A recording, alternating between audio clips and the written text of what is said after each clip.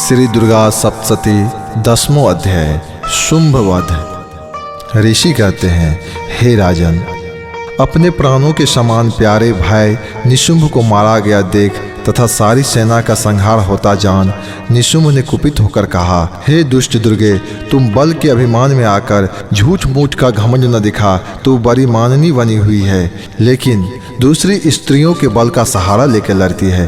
देवी बोली, अरे दुष्ट, मैं अकेली हूँ, इस संसार में मेरा सिवा दूसरा कौन है? देख, ये मेरी ही अंग है, अतः मुझ में ही प्रवेश कर रही है। तदंतर ब्रह्मानी आदि समस्त देवियां अंबिका देवी के शरीर में लीन हो गई। उस समय केवल अंबिका देवी ही रह गई। देवी बोली, मैं अपनी ऐश्वर्य शक्ति से अनेक रूप में यहाँ उपस्थित हुई हूँ। उन सब रूपों को मैंने समेट लिया, अब अकेले ही युद्ध में खड़ी हूँ, तुम भी स्थिर हो जाओ। ऋषि कहते हैं, तदंतर देवी और शुंभ दोनों में सब देवताओं तथा दानव के देखते देखते भयंकर युद्ध छिड़ गया। बाणों की वर्षा तथा तीखे शस्त्र एवं अस्त्रों के प्रहार के कारण उन दोनों का युद्ध सब लोगों के लिए बड़ा भयानक प्रतीत हुआ। उस समय अंबिका देवी ने जो सैकड़ों दिव्य अस्त्र छोड़े, उन्हें दैत्यराज शुंभ ने उनके निवारण अस्त्रों द्वारा काट डाला। इस प्रकार शुंभ ने भी जो दिव्य अस्त्र चलाए, उन्हें परमेश्वरी ने भयंकर हुंकार शब्द से उच्चारण आदि द्वारा नष्ट कर डाला। तब उस असुरों ने सैकड़ों बाण देवी पर चलाए। यह देख क्रोध में भरी हुई उन देवी ने भी बाण मारकर उसका धनुष काट डाला। धनुष कट जाने पर फिर दैत्यराज ने शक्ति हाथ में ली, किंतु देवी ने चक्र से उसके हाथ की शक्तियां को भी काट दिया। तत्पश्चात दैत्यों के स्वामी शुंभ ने 100 चांद वाली चमकती हुई ढाल और तलवार हाथ में ले उस समय देवी पर धावा किया। उसके आते ही चंडिका ने अपने धनुष से छोड़े हुए तीखे बाणों द्वारा उसकी सूर्य किरणों के समान उज्जवल ढाल और तलवार को तुरंत काट दिया। फिर उस दैत्य के घोड़े और सारथी मारे गए। धनुष तो पहले ही कट चुका था।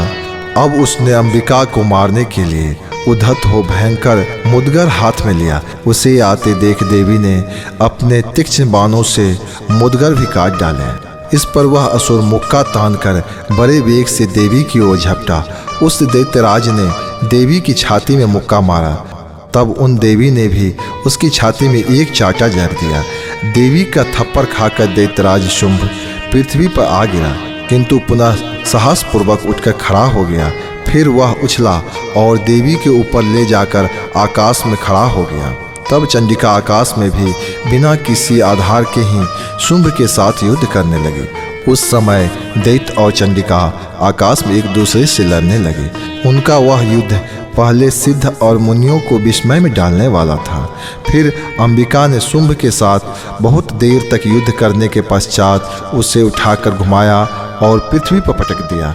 पटके जाने पर पृथ्वी पर आने के बाद वह दुष्टात्मा दैत्य पुनः चंडिका का वध करने के लिए उनकी ओर बड़े वेग से दौड़ा। तब समस्त दैत्यों के राजा शुंभ को अपनी ओर आते देख देवी ने त्रिशूल से उसकी छाती छेद कर उसे पृथ्वी पर गिरा दिया।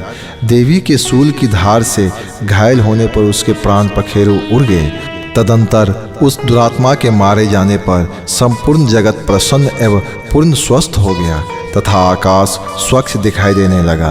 पहले तो उत्पात सूचक मेघ और उल्कापात होते थे, वे सब शांत हो गए तथा उन दैत्यों के मारे जाने पर नदियां भी ठीक मार्ग से बहने लगी। उस समय शुंभ की मृत्यु के बाद संपूर्ण देवताओं का हृदय हर्ष से भर गया और गंधर्वगण मधुर गीत गाने लगे। दूसरे गंधर्व बाजे बजाने लगे और अप्सराएं नृत्य करने लगी।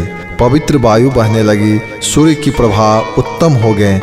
अग्निशाला की बुझी हुई आग अपने आप प्रज्वलित हो उठा तथा संपूर्ण दिशाओं के भयंकर शब्द शांत हो गए।